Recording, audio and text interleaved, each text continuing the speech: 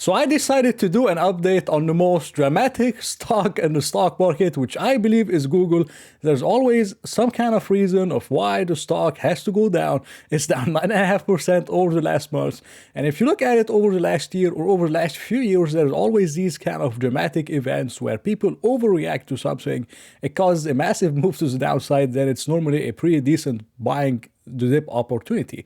Like if you remember when we had the whole drama about OpenAI and Microsoft taking over Google's search engine, I believe it was in October or November of 2023, and the stock went down and people were claiming that, Google is dead because Microsoft's taking over. I think it was before November 2023, and it was an amazing buying opportunity. And there's always something going on with Google. There's always a reason why Google is the cheapest of the Magnificent Seven. I believe it's now the cheapest, around 20 times forward earnings and 23 times trailing earnings. Microsoft, Nvidia, and all of them are way more expensive than Google. So there's always something going on. And here we go again. We also have some new dramatic event that's going on. And it's mainly around Google's AI, which is now Gemini. But when it first launched, it was under a different name. And it hasn't been a success at all. When they first launched, it was Bard, I think. They made some kind of a major error on the first demo, and it was a complete joke. So Google had to shut it down and then wait a little bit and do another one, which was a little bit better. But now you have something major going on. And then you had a lot of things around, generating images that people did not agree with, racial images and all these kind of things. I don't really like to get into these things in the video, but it's a lot of things that cause a lot of controversy. And this is not something that you want as a search engine or as an AI product. You want something that's mostly around facts, around history, and not something that could maybe relate to a lot of people and hurt other people, and it would cause a lot of people to either use your products or really hate your product. And it's just a bad thing in general. Google made a mistake. They apologized for the mistake, and they are doing their best to fix the problem.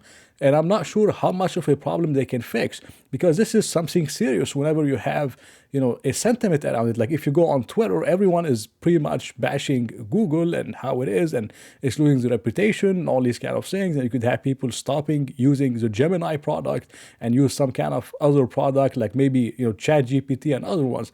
And this is mainly one of the reasons why the stock has been going down so much.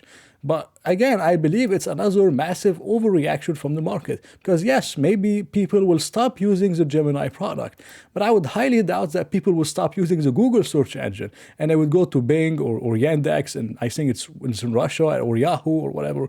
I think they will still use Google. And as of January 2024, it's still 91.4% market share. So I think people might not use Gemini, but they will most likely still use Google. I think people will most likely still be watching YouTube, which YouTube ads are growing, and they have the YouTube, premium music, and people that don't want any ads. Over 100 million subscribers.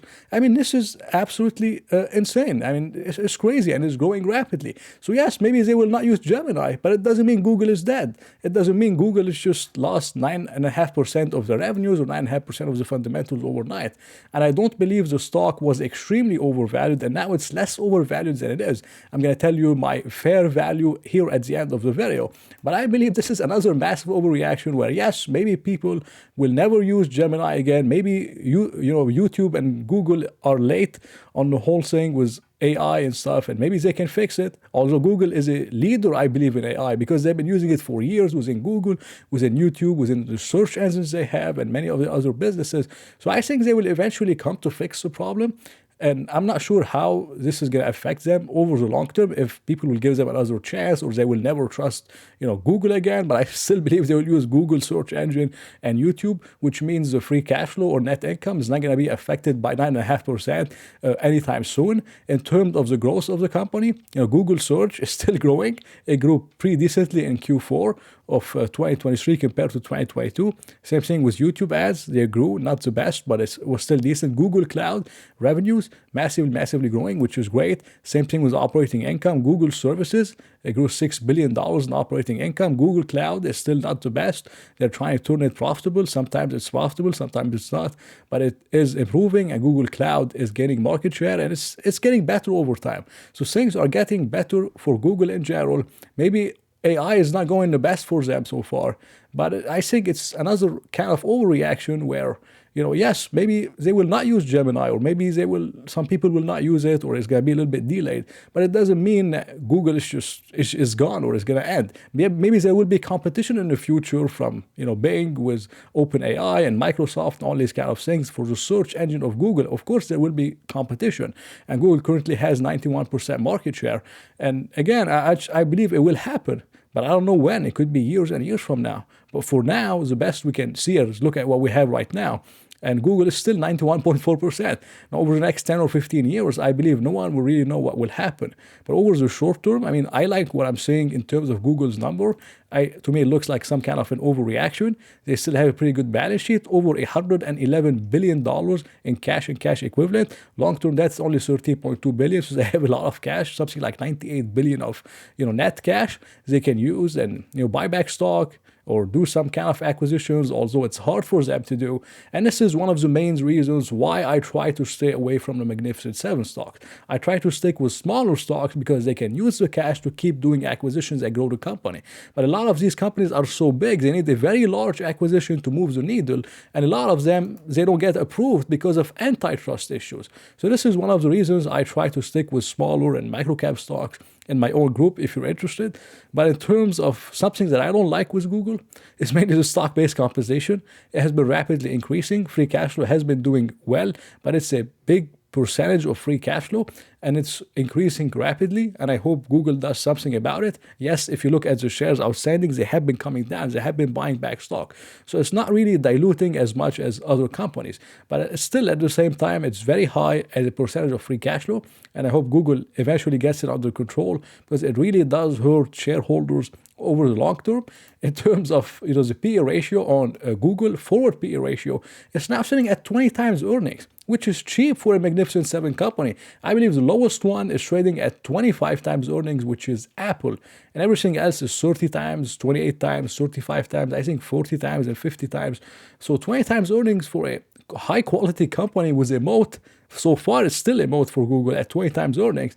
I think it's a pretty decent deal if you look at it on the surface. The lowest it has traded at over the last 10 years was pretty close to 17 times earnings, and now it's sitting at only 20 times earnings, which does look cheap on the surface. But this is not enough for me to make a conclusion. I have to look into my valuation model to determine a fair price on Google stock. And I used the 307 or pretty close to $308 billion of revenues for 2023. I used 10% revenue growth from 2024 to 2028, which I believe is fair. I don't think Google will grow again 20 and 25%. I think these days are over unless they do something huge with AI, but I highly doubt it. The analysts, they have 11%, 10%, 9%, 9%, 8%. So I believe between 8 to 10% is a very fair number for revenue growth for Google, and I think 10% is fair, so I use 10%. Net income margin, 24%. I kept it at 24%, although it could be higher in the future. If Google Cloud and their other bets do become profitable, it could go to 26, 27%. But I kept it at 24% to be conservative. PE ratio, I used 23 times earnings, which was the mean multiple for Google. The mean was 23.6 and now trading at 20. So a slight multiple expansion to 23 times earnings, which I believe is fair.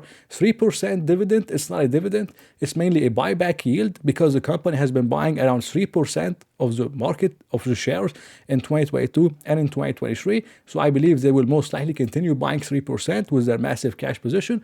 So I put in 3%. In total, I got 76% on the upside or 12% CAGR over the next 5 years if you buy Google today.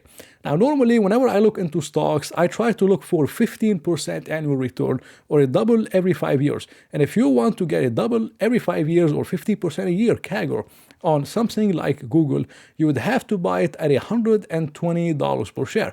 $120 per share is not too far. It's now sitting at 138, which I believe this is, something pretty close to a 10 or 11% decline, which could happen. Google is down like 9% over the last months, 9.5%. So another 10 or 11%, it could easily happen over the next few months, especially if you have more and more drama, more and more hate around Google.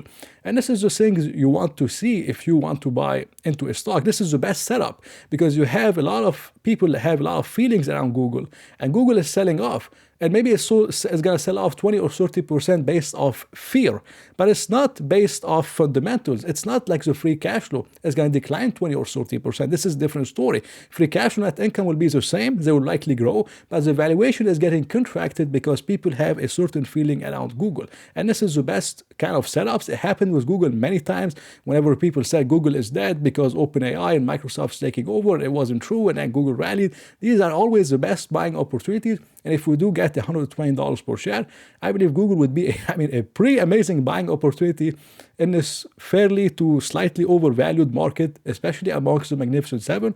So I would love Google at 121. Even now at 138 is not too bad. And it was not financial advice, just my honest opinion on Google. I hope you enjoyed this video. Thank you for watching. If you did enjoy it, please press the like button and maybe consider subscribing. So I hope to see you in another video.